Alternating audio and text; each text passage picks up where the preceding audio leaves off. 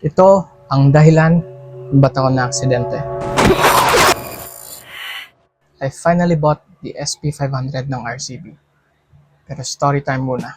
Unang release ng SP500 sa market was around March at April 2024. It was priced around 8,000 pesos. Kinonsider kong bumili ng SP500 kasi may paparating ako ng pera. Kasi nga naman, pangarap ko to. Pangarap ko magka-SP522 para sa sniper ko. Pero since may bagong release, ganda ng colorway, yun ang pinili ko. Pero nung dumating na ang pera, nag-alangan ako kasi may rides kaming paparating. Pupunta kami ng Don Salvador Benedicto. Gusto ko mag-rent ng R3. Naisipan ko mag-rent ng R3 which was worth 2,500 a day. At ayun na nga, nag-alangan ako kasi naman that time, SP500 was worth 8,000 pesos. Here comes an R3 na 2,500 lang. May enjoy ko pa yung speed. At makatry ako ng big bike kasi di pa ako nakatry ng big bike na medyo malayo.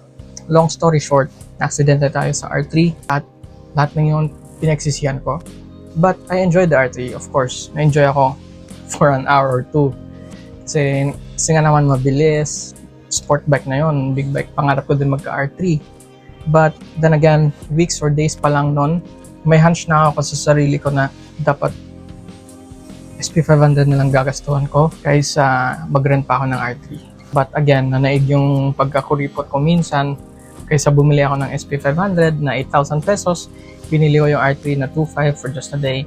Tapos mag-enjoy pa ako sa speed. Mag-rent pa ako nakatry pa ako ng big bike. Then again, what happened already happened. I spent 60,000 for everything that I had to settle. And 60 plus. That became a lesson to me. Ba't nakinig ako sa sarili ko, dapat di ko minadali ang pag-try ng big bike. 8,000 lang ang magagasto ko, kala ko 2,500 lang, pero ayun, 60,000 wala pa akong nakita.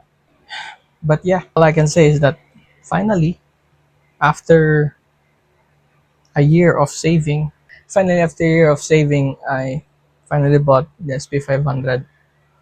Pangarap ko. Proud of myself, and this is like somehow a reminder na may pag-asa pa. Pag-asa pa rin talaga, pwede ka pa rin makabangon. Pursige lang talaga. Yun lang. At saka Shopee Pay. Anyway, papakabit natin to. Peace out.